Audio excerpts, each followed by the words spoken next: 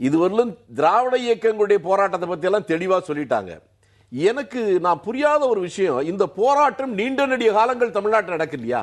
இதை அரசியல் கட்சிகள் தலைவர்கள் எப்படி கையாளுறாங்க, ஒவ்வொரு காலகட்டத்தில் எப்படி கையாண்டாங்கன்னு ஓரளவுக்கு புரிஞ்சாலும் அதை மக்கள் எப்படி எடுத்துக்கொண்டார்கள், இப்போது எப்படி எடுத்துக் கொள்கிறார்கள், எதிர்காலத்தில் எப்படி போகும்?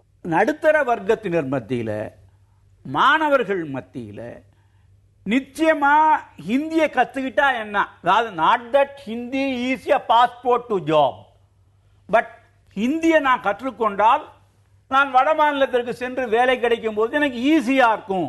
ஏன்னா மற்ற இடங்கள்ல வந்து முடிச்சிடறேன் நான். அதாவது அது யதார்த்தமோ சரின்னு நான் சொல்ல, I am just saying middle class mentality is. நான் அதுக்கு உங்களுக்கு தொடர்புடையதா ஒன்று சொல்றேன். இன்னைக்கு தமிழ்நாட்டில் ஹிந்தி படிக்காம இல்ல. சிபிஎஸ்இ ஸ்கூலும் மெட்ரிகுலேஷன் ஸ்கூலும் கிட்டத்தட்ட 10,000க்கு மேற்பட்ட ஹையர் செகண்டரி ஸ்கூல் இருக்கு.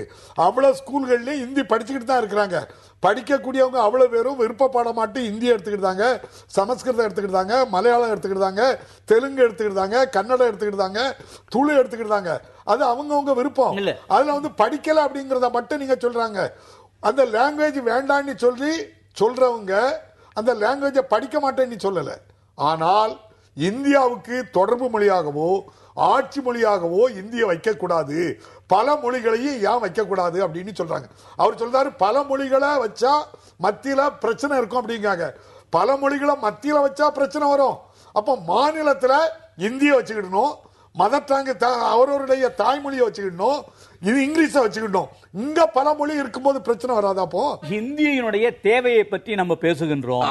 என்னுடைய பாயிண்ட் இப்போ ஐயா சொன்னது மாதிரி மெட்ரிகுலேஷன்லையும் சிபிஎஸ்டிலையும் ஹிந்தி படிக்கின்ற வாய்ப்பு இருக்கிற பொழுது அது வந்து ஓரளவு மிடில் அதாவது அப்பர் மிடில் மத்திய குடும்பங்கள், அந்த லோயர் மிடில் போக முடியலன்னாலும் மிடில் போறான், அப்பர் மிடில் போறான்.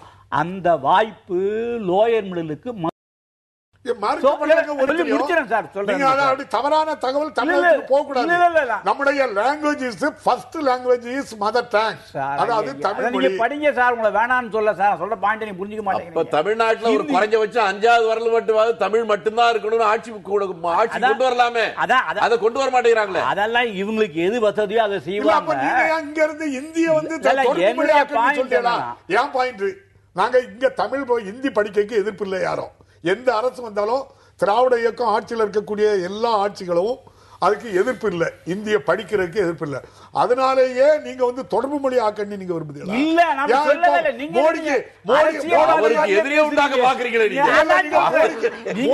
என் மீது ஒரு முத்திரை குத்துகிறீர்கள். அப்படி தொடர்பு மொழியை ஏற்றுக்கொண்டு ஒரு முக்கியமான ஒரு செய்தியை சொல்ல போறேன். ஒரு முக்கியமான செய்தியை சொல்ல போறேன். 1989க்கு அப்புறம் தமிழ்நாட்டில் தமிழ் வழி கல்வியில் பள்ளியை தொடங்கினால் அவர்களுக்கு அரசு உதவி கிடையாது அப்படின்னு இருக்கிறது நமக்கெல்லாம் தெரியுமா? தெரியாதா? 90-91 இருந்து ரைட்.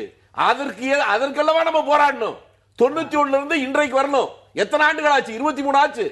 23 ஆண்டுகளாக தமிழ்நாட்டில் தமிழ் வழி கல்வி நடத்துகிற பள்ளி இருந்தால் அதற்கு அரசு உதவி கிடையாது. தவறான தகவல். அதுக்கப்புறம் இல்ல நான் சொல்லி முடிச்சிருந்தேன், அதுக்கு ஒரு விளக்கம் சொல்றேன்.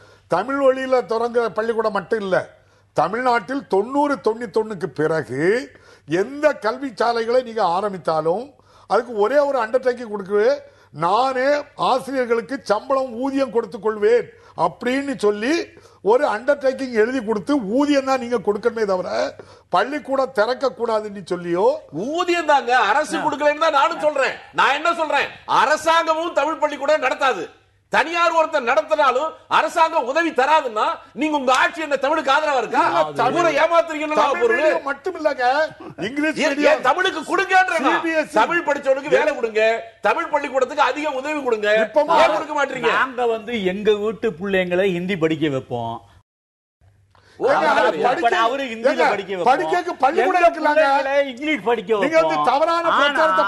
அரசு பள்ளிகள்ல அப்படியே டிக்ரபிட்டா விட்டுருவோம். நீங்க தவறான பிரச்சாரத்தை பண்ணி இந்திய தொடர்பு மொழி ஆக்க உங்களுடைய தமிழ்நாட்டுல நம்முடைய கல்விக் கொள்கையில இந்தி படிப்பதற்கு யார் எதிர்ப்பு சொல்லுங்க. எங்க சட்டம் இருக்கு காட்டுங்க. நான் சொல்றது தமிழ்நாட்டுல இந்தி படிப்பதற்கு எந்த விதமான தடையும் கிடையாது. அதே போல இப்போ ஜார்க்கண்ட் மாநிலத்தில் உள்ள தரம் விஜய்னு ஒரு எம்பி நாடாளுமன்றத்திலே சொல்றாரு, தமிழ் ஒரு இன்டர்நேஷனல் லாங்குவேஜ் தான். அதே போல திருவள்ளுவருடைய பொது அவருடைய பேப்பர்ல வரும், அதுக்காக சொல்றாரு சார். அதன் வாயிலாக தமிழுக்கு எந்த வகையில் அது பலம் சேர்க்கும். அப்படி இல்ல, ஒரு வடபுறத்துல அங்க போய் நீங்க படிக்கணும் இருக்கட்டும். தேசிய மொழிகள் அத்தனையும் ஆட்சி மொழி ஆகும் போது இந்த பிரச்சனைகளுக்கு இடமில்லை. இப்ப எல்லா இடத்திலும் தமிழ் இருக்குது, படிக்கிறாங்க. ஆகவே தேசிய மொழிகள் அத்தனையும் ஆட்சி மொழியானால் இந்த பிரச்சனைக்கு இடமில்லை. ஆகவே தேசிய மொழிகள் ஆட்சி மொழி ஆவதற்கு நாம் எல்லா வகையிலும் போராட வேண்டுமே தவிர இது வேண்டும் அது வேணும். தேசிய மொழியில இன்னும் 30 மொழி சேரக்கு தயாரா இருக்கிறாங்க. ராஜஸ்தானி சேர்க்கல, இன்னும் 30 மொழி 22 மொழியோட இன்னும் 30 மொழியை சேர்க்க சொல்றாங்க. இது இப்படியே இந்த பிரச்சனை நீண்டு கொண்டு போனாலும் நமக்கு இருக்கிற பொதுவான தமிழர்கள் என்கின்ற வகையில கவலை என்னன்னு கேட்டா, இந்தி பேசுறவர்கள் இந்தி மொழியை பரப்புவதற்கு அவர்களுக்கு ஆட்சி அதிகாரம் கிடைக்கிற போது அதை பயன்படுத்துறாங்க. தமிழ்நாட்டில் ஆட்சிக்கு வருகிறவர்கள் தமிழ் மொழியை பரப்புவதற்கு அரசு துறையிலாவது அரசு பள்ளிகளிலாவது தமிழை ஊக்கப்படுத்துவதும் தமிழில் படித்தவர்களுக்கு வேலை தருவதும் அதற்கு முன்னுரிமை தருவதும், அப்படி வந்தா தமிழ் வளரும் வாழும், இன்னும் கொஞ்ச காலத்துக்கு அது பலமாக இருக்கும். அதனால அடுத்த முறை விவாதிப்போம். இப்ப விடைபெறுவோம். வணக்கம். வணக்கம்.